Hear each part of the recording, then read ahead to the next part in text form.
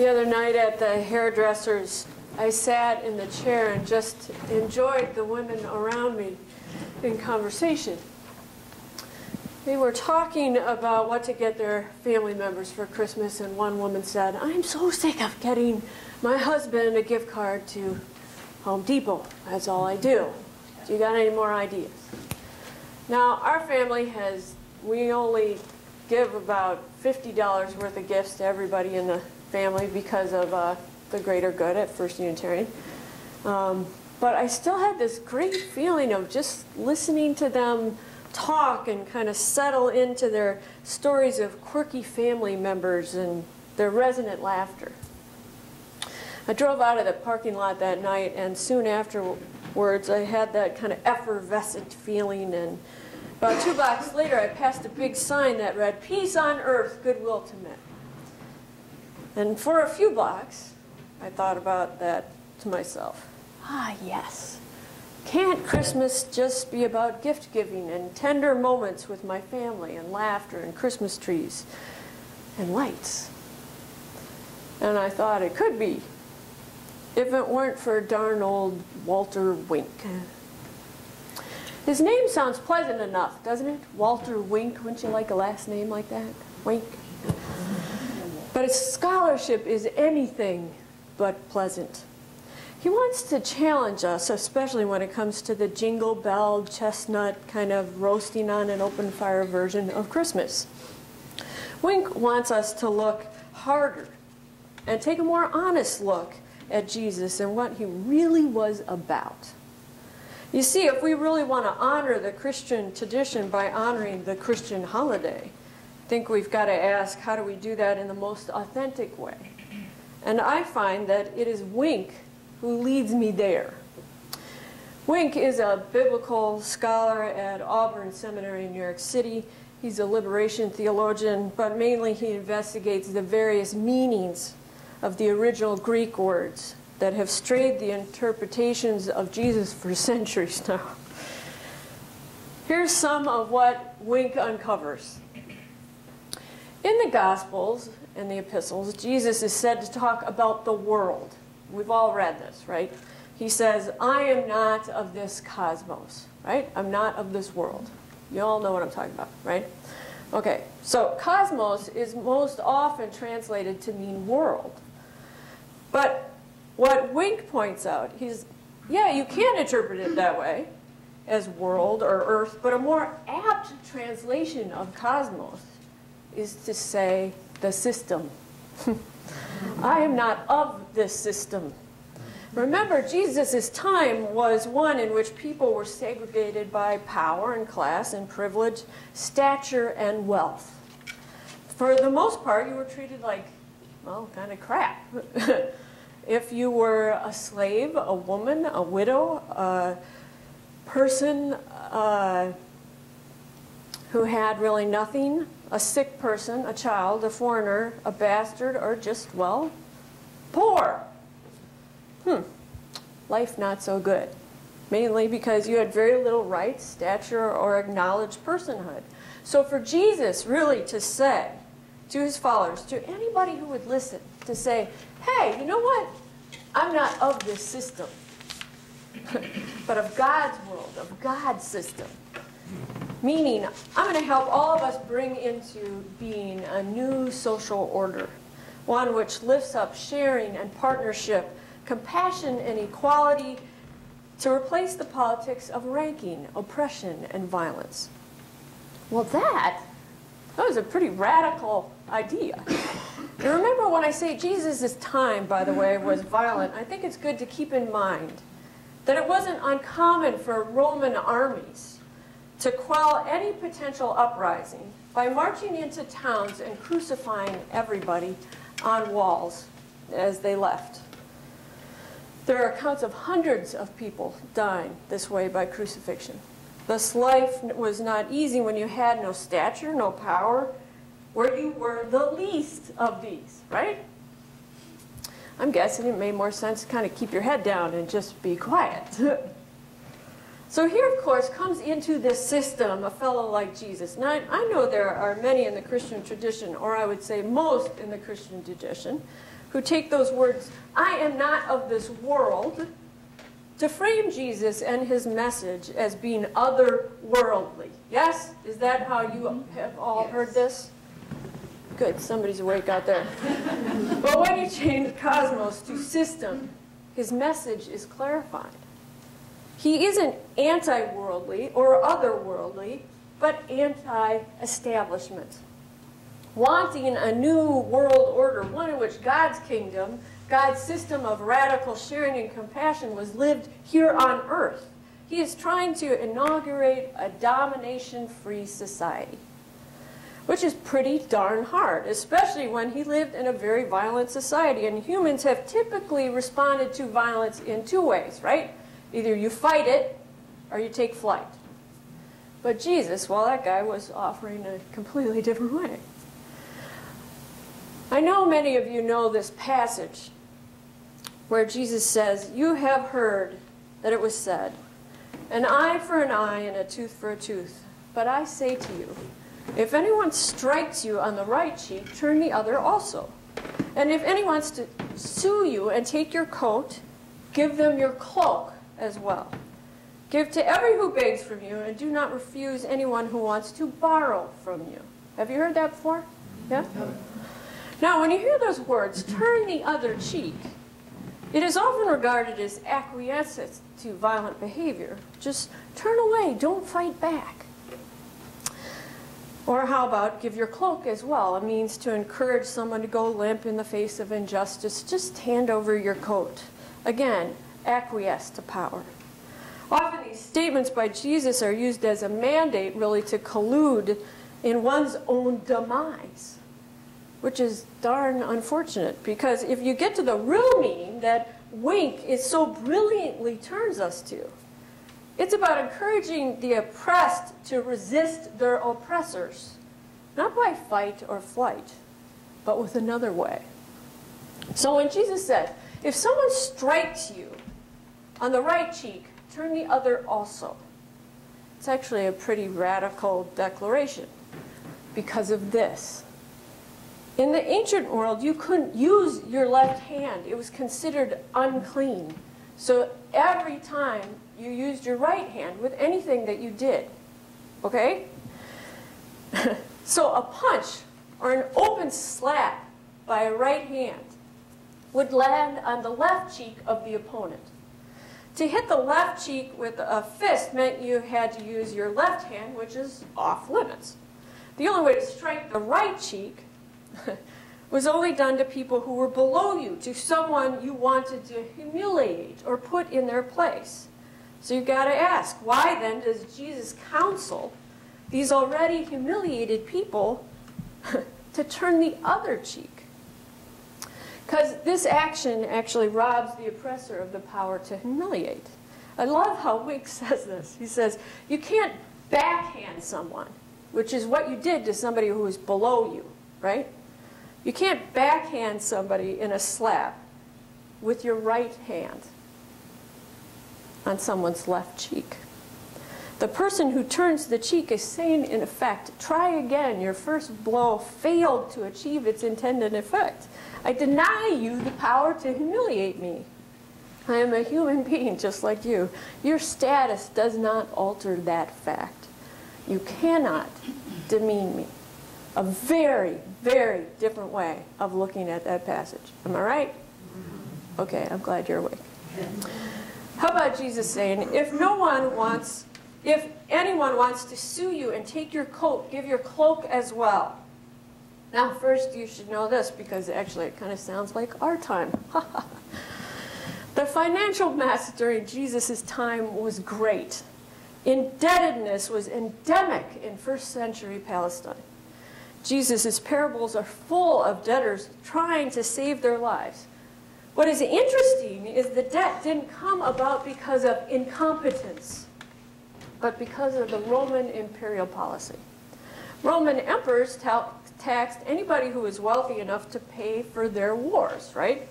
So the rich began seeking non-liquid investments to secure their wealth. And where did they turn to? Well, land. Land was a good investment.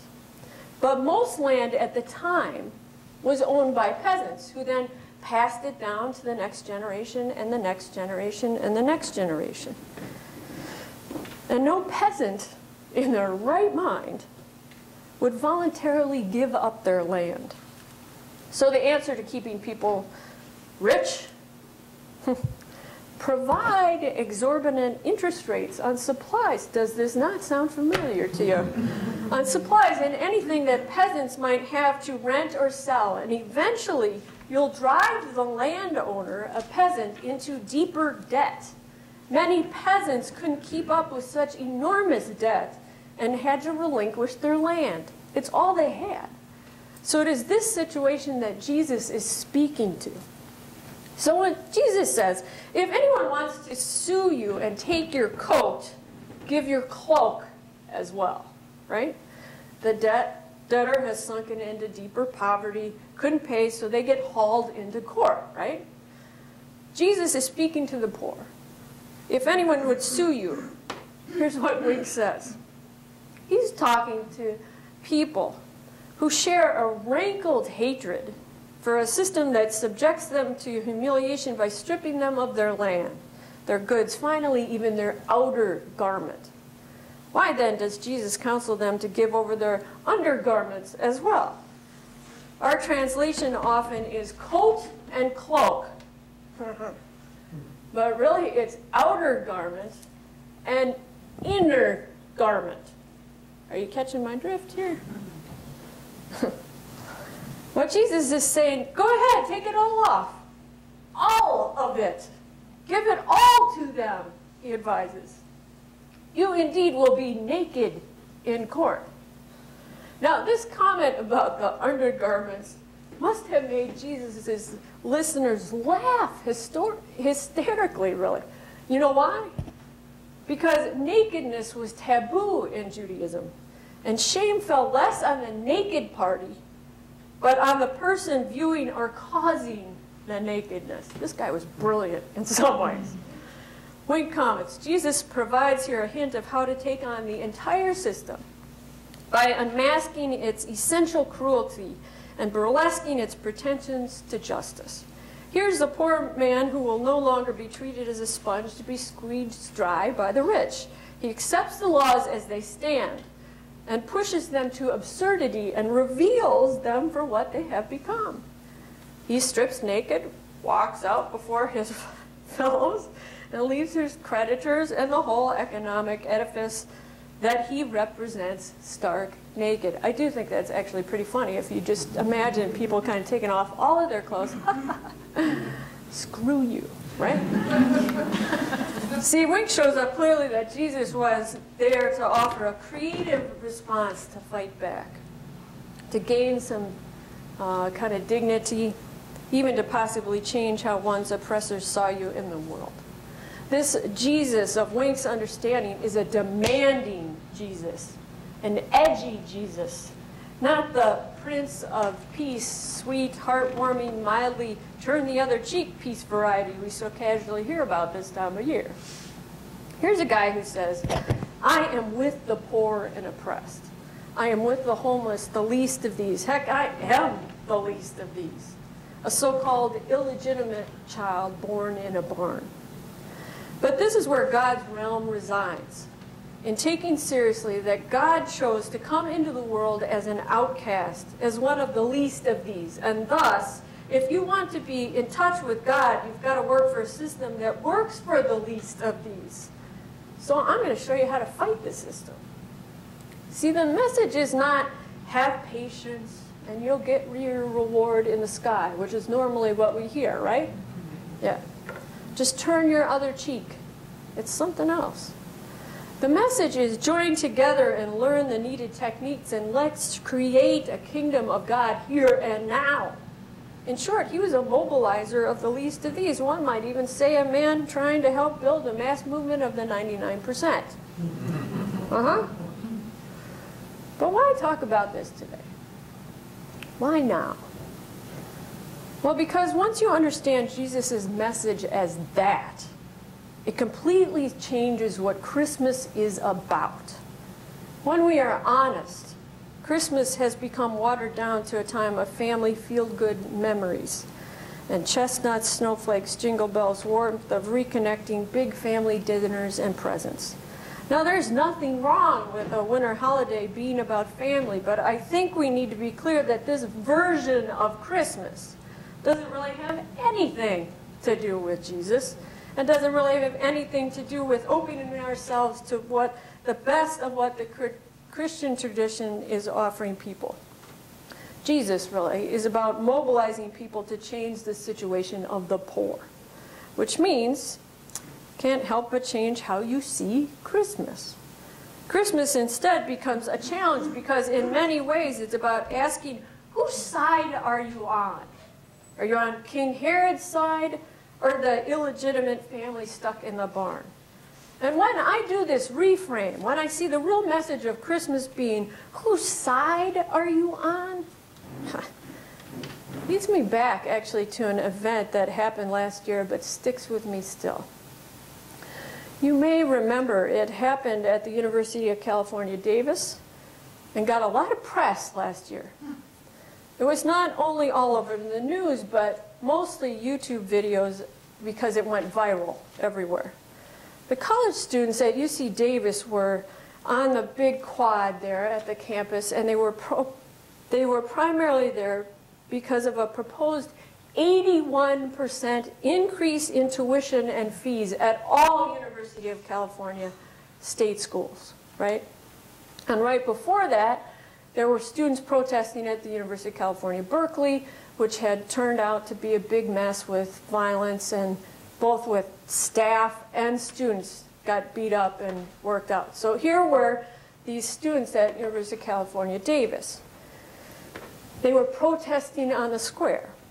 What the video shows was this line of 20 of them. Now they're on their knees, just silently kind of protesting, sitting peacefully in the square. Then police in riot gear show up. They look like they are carrying rifles, and they all have on those big helmets, you know the ones I'm talking about with the plastic over the top? But really they are paint guns filled with tear gas. But they look like they're carrying rifles. The police walk up to the students and tell them they have to leave. The students refuse and say to the police they have a right to be there peacefully. The officer again asks them to leave, right? They stay put. Then this officer, he takes a can of pepper spray, shakes it calmly. He's got 20 people in front of him, right? He turns it upside down and he sprays all 20 people across the board. And you can hear all of them crying and trying to hold it in. He puts it away. He takes out another can of tear gas, or pepper spray, that's what it is. So they can't breathe now, right?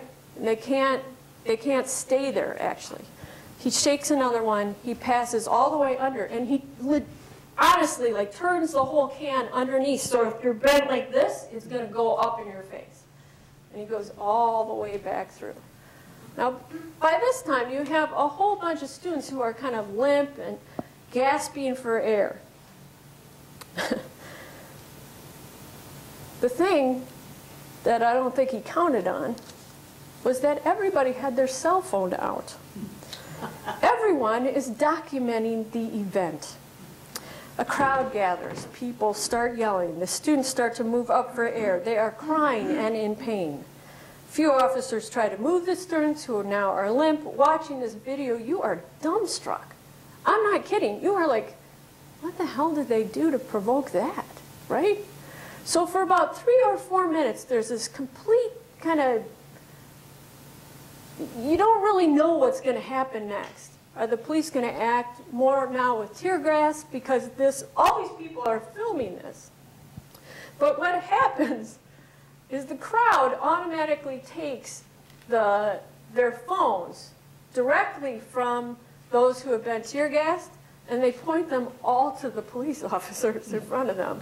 And they start moving in on the police officers. So you've got hundreds of people now filming this event, right, in front of you.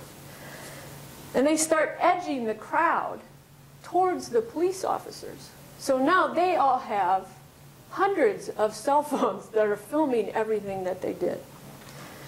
You're just waiting for someone to fire. Then one man calls out for a mic check. Do you know what a mic check is?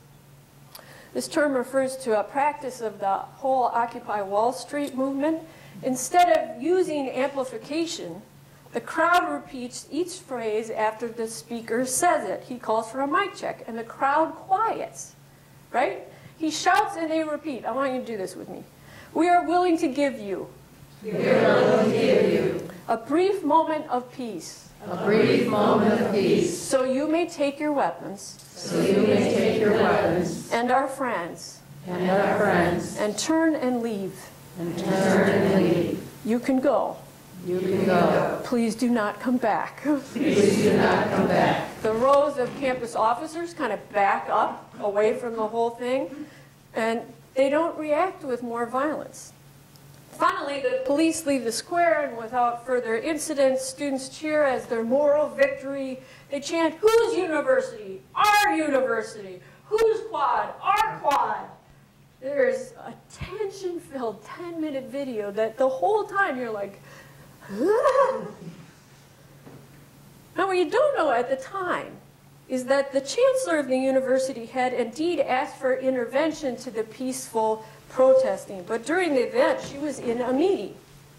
It appears that the report given to the chancellor, Linda Katai, about the police action on Friday was all clear, all went well. That's what she was told. Now, no one in the administration or on the police force appears to have watched the YouTube video now that is going viral all over the country, understand what happened late on Friday. Now, the next day in the evening, when it is dark, another UC Davis event takes place. This, too, is filmed. This one follows campus chancellor Linda Katai as she walks from her office to her SUV with an escort by her side. Now, seated on both sides of that walkway, all the way from the building to the parking lot, are rows and rows of students, all quietly sitting with their head down and watching her, saying nothing as she walks by them. The only thing you can hear are her footsteps on the pavement as she walks forward. Finally, when she gets to her SUV, now she's got like a security person next to her, right? One reporter asks her, "Are you afraid of the students?" She says no. Just quietly, no. And then she gets in the car, her head is down, and the driver slowly pulls out and drives away. What most people didn't know at the time was that the chancellor was a student at Athens Polytechnic in Greece on November 17th, 1973, which is a tragic date in Greece's history. In 1973, Polytechnic campus students were working to create a better way, not because of an unjust economy, but because they were against the presiding military regime that had control over all of Greece. A military regime that crashed through the front gates on the campus of November 17th, 1973, with a tank and killed 13 students. And friends, this is what struck me so much about this. As I think about those events from last year, I've put myself in various aspects of that story, right? Student organizer, police person, chancellor. Where do I fit, right? Whose side am I on? That's Jesus' question, right? Whose side are you on? Thinking of it as a metaphor, I ask myself, what character am I? And of course, Kaaren gets all high and righteous, and I immediately thought, I'm with the students. They are me. They are the radicals. But as time has passed, I've thought more about the chancellor. Thought more about her obvious struggle as she sank her head to her chest once she got into her car. What was going through her head?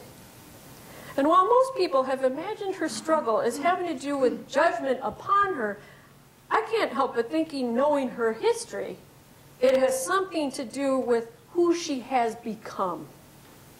Reporters, commentators, bloggers have imagined her as regretting not being able to anticipate the violence, as if she was simply questioning how good an administrator she was. But I can't help but imagine herself asking herself something deeper and bigger. How did I end up on this side of things? How did I drift? How did I drift from being among those who were a catalyst for social change to being among those who are supporting the status quo? From being those who were cheering on the radicals to planning with those who are clearing the radicals from the street. How did I drift? And how did I not notice that drift? And maybe most importantly, I really like to imagine her sitting in that car asking herself, how do I get back? And it is there that her story starts to become a window into my own. Because I know what it's like to sit there suddenly aware of the drift. I expect we all do on some level. Which is why I find Walter Wink's reframing of Christmas a gift, a blessing. I know that all my talk this morning about worrying about the least of these or being on the side of the least of these could be interpreted as kind of finger wagging to all of us. Telling us we need to be better people or suggesting we become overly comfortable and privileged or callous even. But that's not really the point. What Wink and the story of the Chancellor do for me is simply, they wake me up. Not guilt me, but wake me up. To who I most want to be, to the direction I want to most intentionally drift towards. I think what Walter Wink is saying is that Christmas is an invitation to return to a bigger self, not just a kinder self that pays attention to warm-hearted family scenes and love to circles of all those that you love. But a self that knows it has the power to extend that warmth and love to circles far beyond one's family and friends. A self that knows and wants to extend that circle of wealth and love to those who are so often left outside of the circle, not just because of neglect, but because of a system that leaves them outside. And thus, Christmas invites us to take at least one small step to disrupt and dismantle the system. According to Christmas, at least my reading of it, that baby was born in the barn not to make a family whole, but to change the patterns and structures of the world. And so if we want to honor Jesus and really celebrate his birth, let us each take one step this Christmas against the drift. May that be our blessing to each other and the world. May it be so. Amen.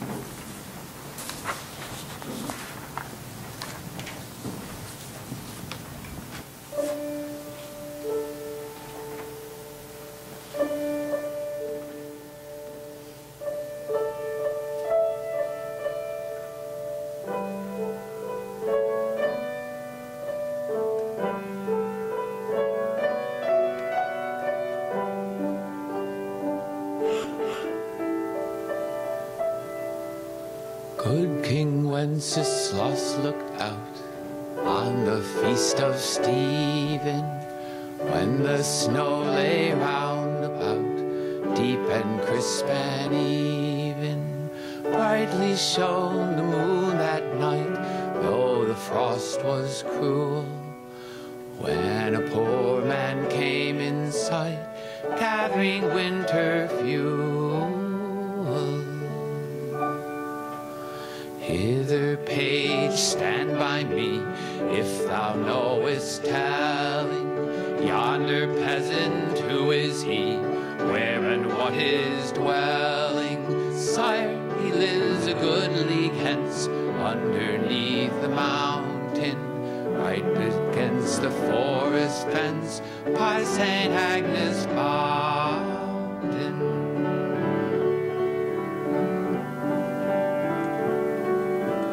Bring me meat, bring me wine, bring me pine logs hither.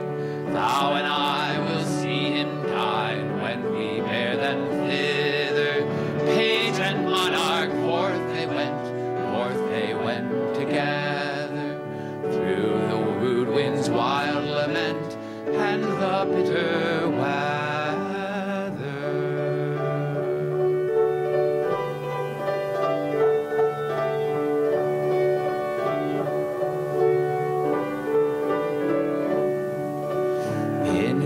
master's steps he trod where the snow lay dinted.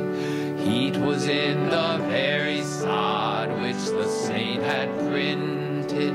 Therefore all good folk be sure, wealth or rank possessing, ye who now will bless the poor, shall yourselves find blessing.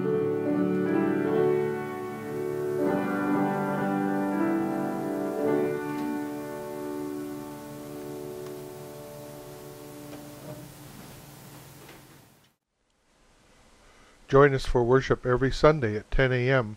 at the Unitarian Universalist Church of Canandaigua, a welcoming congregation. We are located at 3024 Cooley Road, 4 miles west of South Main Street, Canandaigua, just north of the intersection with Routes 5 and 20. Look for the blue signs just before the turn.